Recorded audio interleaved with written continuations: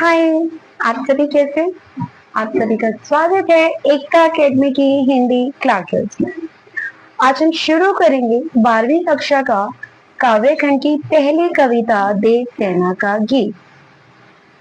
अब देव सेना के गीत कविता की व्याख्या करने से पहले आपको थोड़ा सा बता देती हूँ कि जयशंकर प्रसाद जी द्वारा प्रसिद्ध नाटक स्कंदगुप्त का यह एक अंश है। मतलब जो जयशंकर प्रसाद जी द्वारा लिखा गया जो नाटक है स्कंदगुप्त, उसी का ये एक भाग है देव सेना का गीत। इस देव सेना के गीत जो कविता है, यह जो कविता है इसमें जो देव सेना है वो कौन है? मालवा के राजा बंधु वर्मा की बहन है। ठीक है, किसकी बहन है? मालवा के राजा बंधु वर्मा की बहन है। अब एक हुणो जाति है।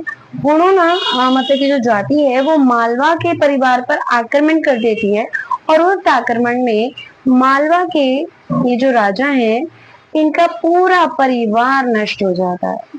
सिर्फ एक देव सेना बचती है। अब जो ये देव सेना बचती है वो अपने भाई के सपनों को साकार करने के लिए और वो ना राष्ट्र सेवा का व्रत धारण करती है। मतलब कि वो अब देश की सेवा करेगी। अकेली बच गई है तो वो सोचती है कि मैं अपने भाई के सपनों को साकार करूंगी, देश की सेवा करूंगी। वो ये व्रत धारण करती है। ठीक है, लेकिन साथ में वो स्कंदगुप्त से भी प्रेम करती है।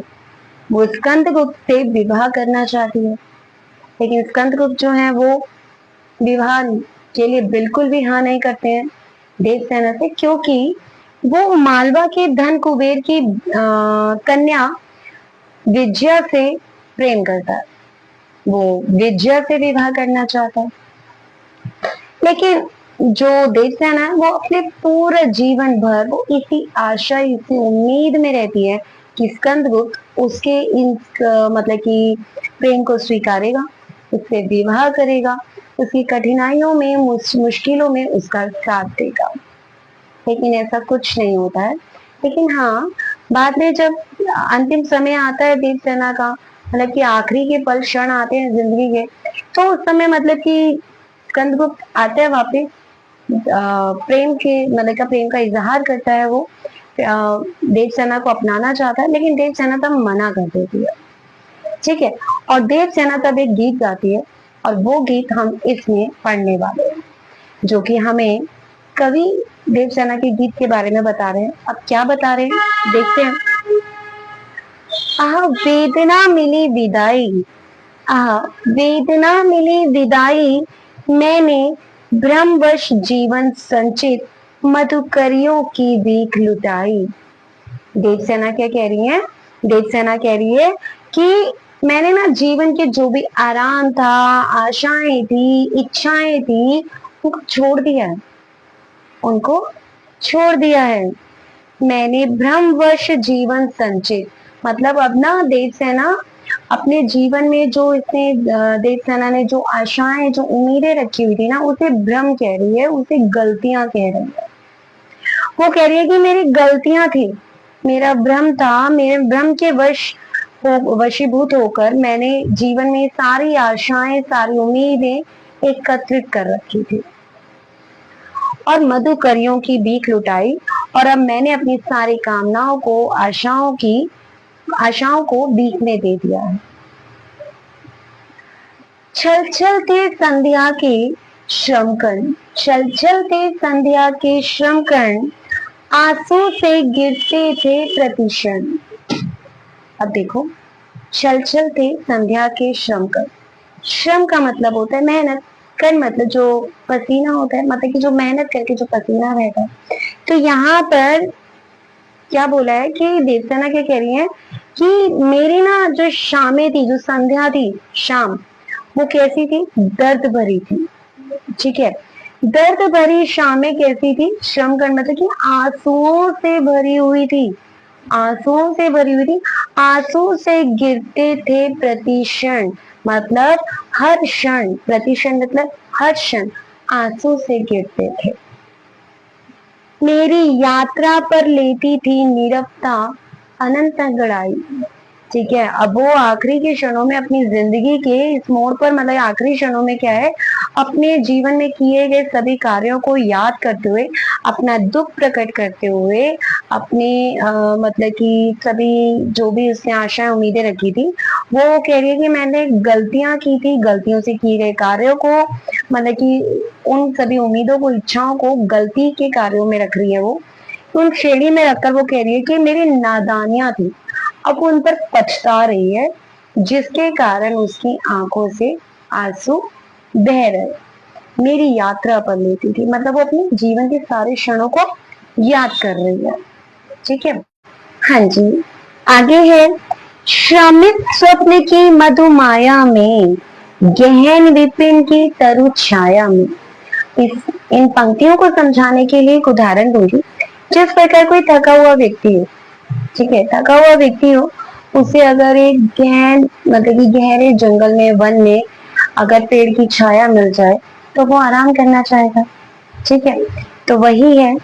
और उस समय अगर उसकी वो जो नींद से वो भरा हुआ है, थका हुआ है तो नींद से भरा हुआ है, उस समय अगर उसे कोई गाना सुनाए, राग सुनाए या कोई बात कहे, तो वो दुखी ही मानेगा अपने आप को कि नींद किसने मेरी खोल दी, मैं अभी तो सोया था थका हुआ। ठीक है, तो श्रमित स्वप्न की मधुमाया में, गहन विपिन की तरु छाया में। तो यहाँ पर क्या कह रही है, श्रमित, श्रमित मतलब थके हुए, थके हुए, स्वप्न की, सपनों की, मधुमाया मतलब मीठी यादों में। मतलब देवसेना कहती है कि मेहनत से जो थके हुए जो सपने थे, उनकी मीठी यादों में, गहन विपिन की मतलब कि गहरे घने वन के, तरु छाया में, पेड़ की छाया में, पथिक मतलब कि यात्री, उनिंदी मतलब नींद से भरा हुआ है, श्रुति में किसने ये विहाग की तान उठाई। ठीक है, मतलब कि वो तो अपनी सपनों, गहरी गहरी नींद में है, वो सपनों की मीठी यादों में खोया हुआ है। उस समय किसने ये विहाग की तान उठाई, मतलब कि किसने उसके कानों में ये रात का राग गा दिया है, किसने ये स्वर छेड़ दिए। ठीक है, मतलब भाव ये है कि जो देवसेना जो है ना, वो अपने जीवन से संघर्ष करते हुए, देवसेना जो है अब वो सुख की आकांक्षा लिए हुए, ठीक है, वो मीठे सपने देखती रही। मतलब कि जीवन में उसने संघर्ष किया, पूरे जीवन में संघर्ष किया। अब वो क्या था, जीवन में जो संघर्ष करी थी, वो एक ही आकांक्षा थी, एक ही इच्छा थी कि सुख मिलेगा। ठीक है, और वो उन मीठे सपनों को देखती रही, और जब वो मीठे सपने पूरे हो ही नहीं सके तो क्या हुआ, वो थक कर, निराश होकर अब वो जो है वो विदाई ले रही है उस सुख की इच्छाओं, उम्मीदों से, आशाओं से वो विदाई ले रही है। ठीक है, तो अब उससे मुक्त होना चाहती है, तो न जाने किसने गीत गा दिए ये दुख के दोबारा से। ठीक है, तो वरना मतलब कि जैसे कोई यात्री है, बहुत थका हुआ है, अब वो बस अपनी थकान दूर करना चाहता है। ठीक है, उसने अपने, अब वो जो मीठे सपने थे कि मैं उस मंजिल तक पहुंचूंगा, अब उससे थोड़ी राहत पाने के लिए उसने ना, वो थका हुआ है, वो सो रहा है, वो पूरी तरह से नींद से भरा हुआ है, वो मुक्त होना चाहता है, उस थकान से मुक्त होना चाहता है। ठीक है, लेकिन ऐसे में अगर कोई उसे जगा दे तो क्या होगा, दुख मिलेगा ना। तो वही कह रही है देवसेना कि मेरा जीवन पूरा संघर्ष से भरा हुआ था। ठीक है, संघर्ष से भरा हुआ है, एक सुख की आकांक्षा में, संघर्ष से भरी हुई देवसेना एक सुख की आकांक्षा में मीठे सपनों को देखती रही हो। अब वो मीठे सपने जब उसके पूरे ना हो सके, उनसे निराश होकर सुख की आकांक्षा से, सुख की इच्छाओं से जब वो विदाई लेती है, विदाई लेना चाहती है, उनसे मुक्त होना चाहती है, तो ऐसे में ना जाने कितने फिर से राग छेड़ दिए। लगी सतृष्ण दीठ थी सबकी, दीठ मतलब नजर, नजरें। ठीक है, सतृष्ण मतलब इच्छा से भरी हुई, ठीक है, तृष्णा से भरी हुई। अब क्या कह रही है देवसेना कि लगी सदृष्ण दीठ थी सबकी, रहे बचाए फिरती कब की। मतलब कि मेरे जीवन पर, मेरे पर न जाने कितनों की तृष्णा से भरी हुई नजरें थी, जिनसे रही बचाए फिरती कब की, मैं जिनसे बचती रहती थी, जिनसे खुद को बचाती थी। मेरी आशा आह बावली, तूने खो दी सकल कमाई। अब वो कह रही है स्कंदगुप्त को याद करते हुए कि मेरी जो आशाएं थी, जो उम्मीदें थी, वो बावली थी, वो पागल थी, तूने खो दी सकल कमाई।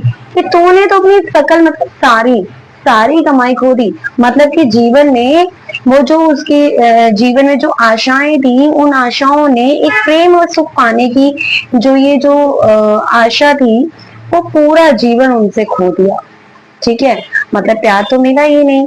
ठीक है, सुख भी नहीं मिला। तो पूरी पूंजी, जीवन की पूंजी जो थी, वो सारी जो मतलब कि वो थी, बचाई थी उसने, वो सब वो सब की सब कमाई जो है वो उसी में गवा दी, उन्हीं सपनों में गवा दी। हाँ जी, आगे है, चढ़कर मेरे जीवन रथ पर, चढ़कर मेरे जीवन रथ पर परले चला, चल रहा अपने पथ पर। देवसेना कहती है कि मेरे जीवन रूपी रथ पर सवार होकर, मेरे जीवन रूपी रथ पर सवार होकर परले चल रहा अपने पथ पर। परले जो है वो अपने रास्ते पर चली जा रही है। मृत्यु जो है, परले मतलब मृत्यु, मृत्यु जो है वो अपने रास्ते पर चली जा रही है। ठीक है, अब देखो मृत्यु तो सभी को आनी है और हम सभी अपने जीवन रूपी रथ पर सवार है। मतलब कोई ना कोई अपने अपने काम करते जा रहे हैं। ठीक है, और भविष्य के सपने भी संजो रहे हैं। लेकिन हम सबके ऊपर मृत्यु तो मंडरा रही है ना कभी तो जाना ही है इस दुनिया से। तो क्या है कि चढ़कर मेरे जीवन रथ पर, मेरे जीवन रथ पर चढ़कर परले जो है वो अपने पथ पर चली आ रही है, अपने रास्ते पर चली आ रही है।